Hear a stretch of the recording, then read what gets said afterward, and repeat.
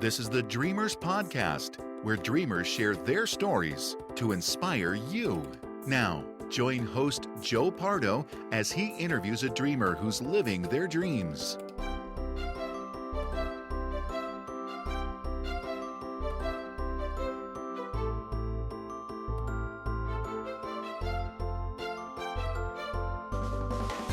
Welcome to the Dreamers Podcast. I'm your host, Joe Pardo, and today I'm interviewing Dzhelasi Mari, who is living her dream through art and graphic design.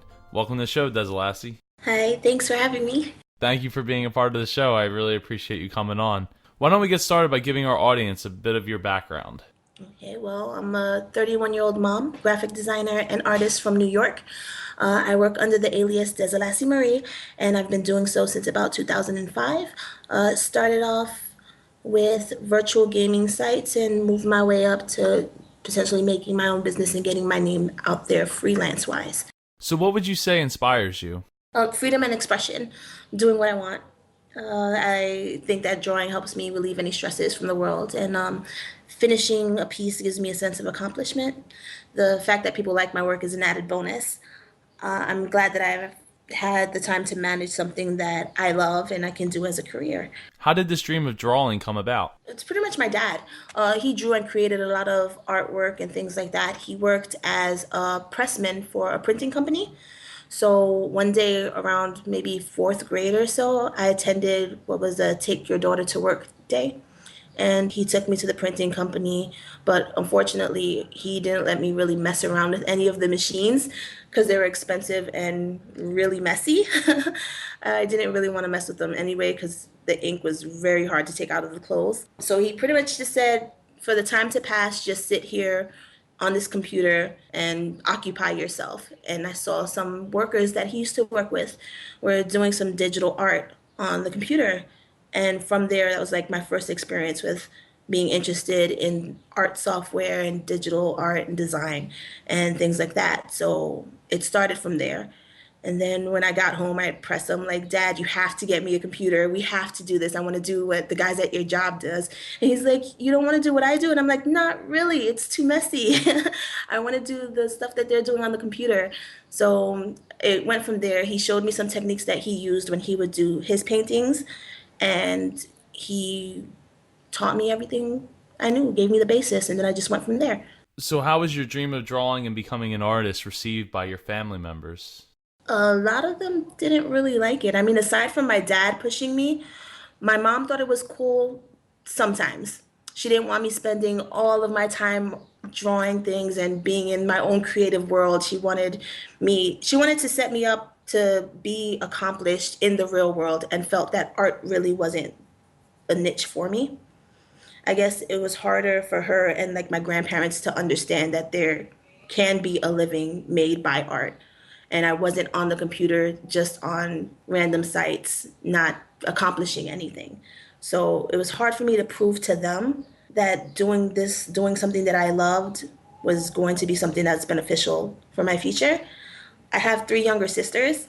My sisters are cool with it. They thought it was awesome. Like, oh, you can draw stuff? Now draw me a shirt or draw a tattoo for me. And I'm like, I can only draw a certain style. I can't do everything. They want me to draw random things for them here and there. And they tell their friends, and then their friend thinks it's cool. I have a daughter. My daughter loves it. She likes learning to draw stuff as well. She thinks it's cool to show her friends, like, oh, you like this shirt? My mom drew it, or things like that. So they accepted it. But as far as my mom and my grandparents, they were the real tough ones that I had to convince. So you mentioned about it becoming a full-on career, and that's what it has become for you, right? Mm-hmm. Yeah, pretty much.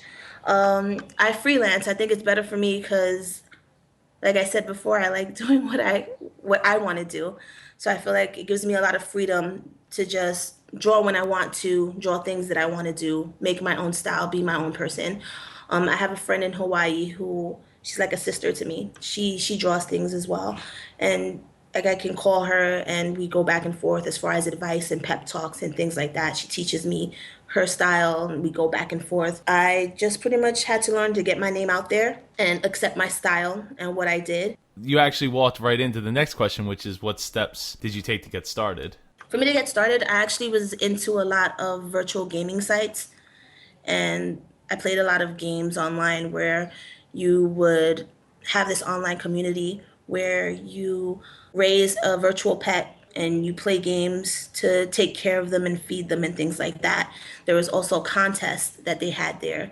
And originally I wasn't too confident with my art style or how I drew, but I decided, why not give it a shot, try a contest, see what happens. And from there, I actually placed pretty well in the contest. People from the site started contacting me to do little artwork for them and like draw my pet or draw this for me and draw that. So from there, I started getting my name out there. People started to know who I was, recognize my art style. And I played so many sites that eventually the owners of the site started to contact me and asked for help with drawing artwork for their sites, like the avatars, the icons, the items, things that went into the site itself. It initially started as just a hobby, something that took up my free time, did take a lot of effort, but I did for free, and gradually just turned into something that people started wanting to pay me for because I didn't have the time to do so much free artwork for people. So they tried, it was pretty much like a competition. They're like, oh, we want you to draw. And I'm like, I don't know. I don't have time for it.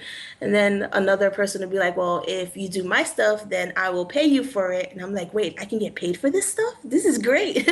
So that's what started it off pretty much with me going from a hobby to a career. And then I just liked it. I'm like, why am I going to continue doing something for free that I might love, but can potentially make me income? And decided to go from there. Started drawing for different sites, putting my name out there saying, oh, I can draw, I can do this.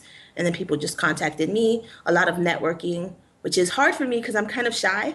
So it's hard for me to just be like, oh, hey, I draw stuff. Let me do this poster for you, or let me do this character for you. And it just, luckily, I had a lot of people that supported me in the community of online gaming where they were just like, oh, you have to go to this artist if you need something, just go to her. So I lucked out in that sense.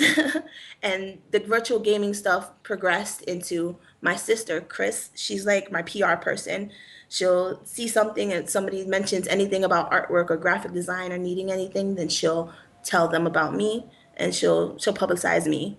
So from there, it just grew into a bunch of people that I ended up knowing that needed things and me doing it for them. That is really awesome when you can make that happen, when you make that transition from, oh, there's a hobby that I do on the side into getting the confidence that you need. I mean, that you really, really need to take that step and not be afraid of rejection, that, oh, people are going to think this is stupid. I mean, look how many stupid things there are out there. That, you know, I was just watching last night, somebody showed me that video of the girl burning her hair off with the curling iron. And I looked, I'm like, I bet you this has like a ridiculous amount of views, and it had like 33 million at the time. And I'm like, this is stupid. Why are people wasting their time with this? Why am I watching this? I don't know. Yeah, I mean, with that, it was kind of hard to break away from caring too much as to what people thought. There's always going to be negative people or people that might not think that what you're doing is good or it's not good enough. But then you see stupid things like that and you're like, okay, well, my stuff has to be good in a sense. I mean, it's actually productive and good versus the stupid things that they put online. So why not? After a while, I just didn't care. And I was just like, why not? That's something that you're just going to have to do. If you want to do something, then just go out there and do it. There's always going to be a critic. You can't satisfy everybody. So if you're going to do stuff, might as well do something that makes you happy and that you feel good about. So that walks right into the next question, which is, were there any roadblocks with getting started or later on down the line? You mentioned about being shy and everything like that. And then how did you overcome those? Well, besides the fact of me being shy and not confident about my work, time was an issue. I'm a single mom and trying to find time between working and if I didn't have commissions, trying to get an income or trying to get myself out there so I can bring in potential clients was pretty hard for me. I wasn't really good at budgeting time. And I also decided to go to school and learn things for my craft and that could benefit me. So between all those things, a roadblock was definitely budgeting time. It's something that I learned while I was in school, where they were pretty much like, maybe you should write things down as a list. And I'm a competitive person, so I'm like, okay, lists are good, because then I can write everything down that I need to, and then I can cross them off. And when I cross them off, I'm like, yeah, I got it done.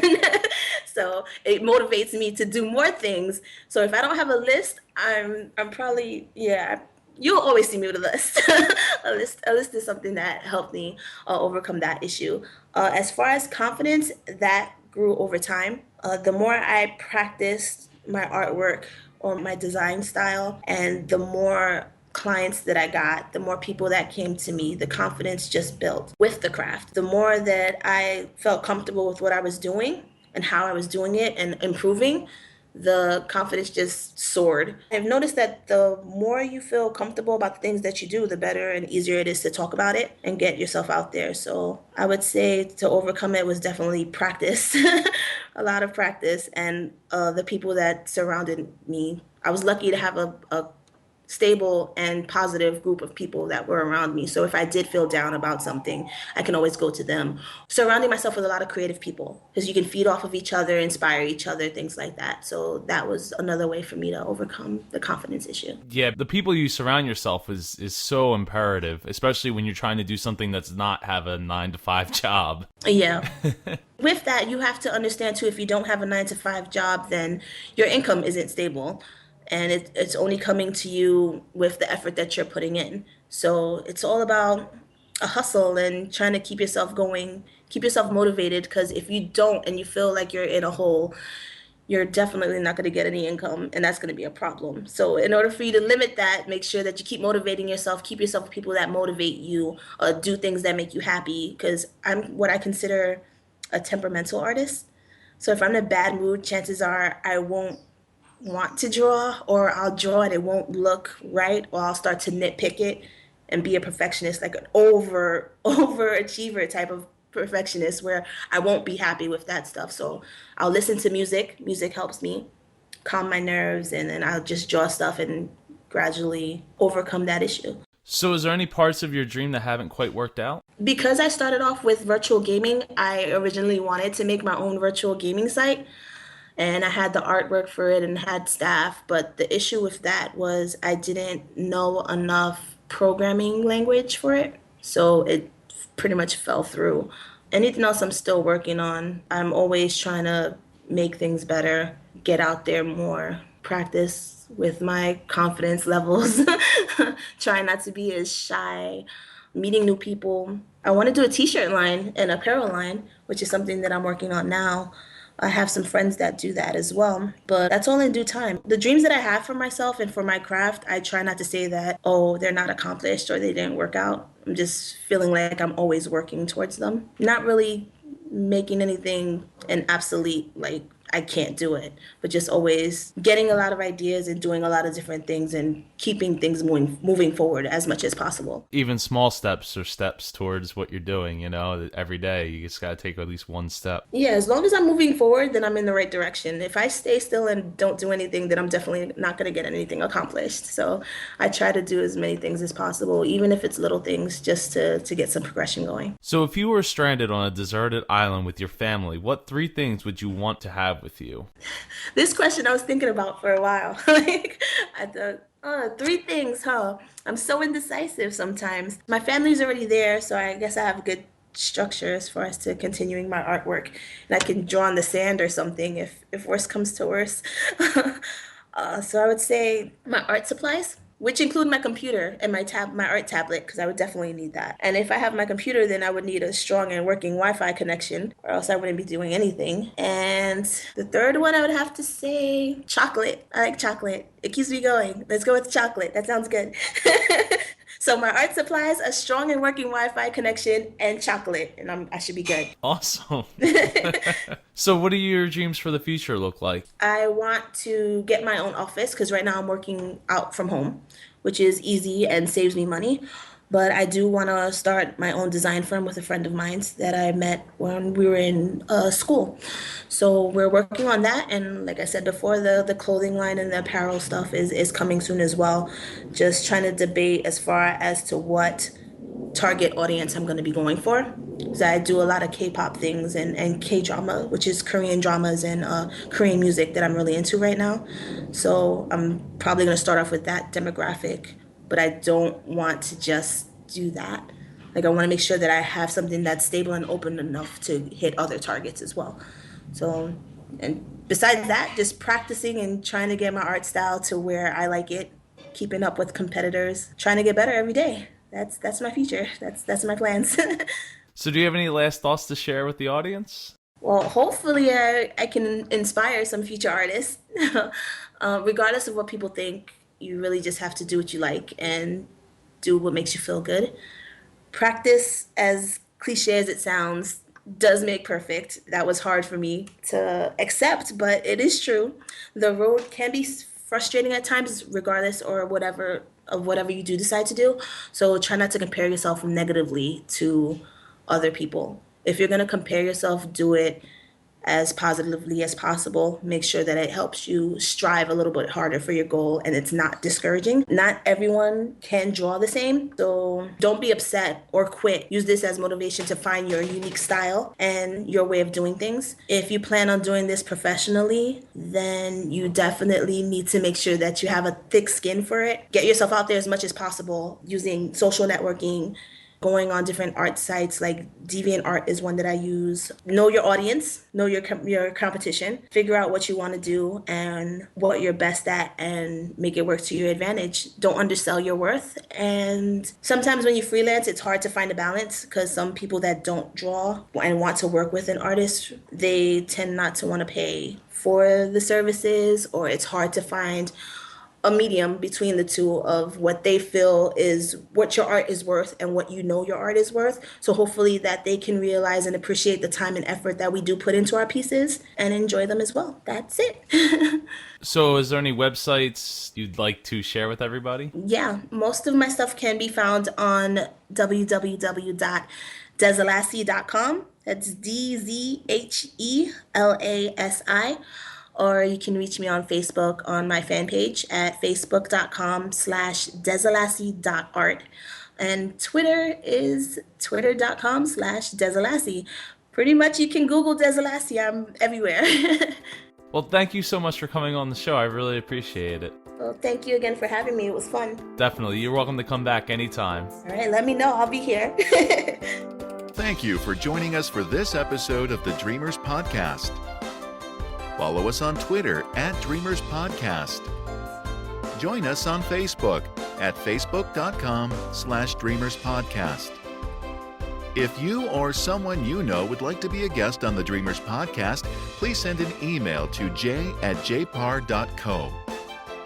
This podcast is copyright 2014 by jpar.co.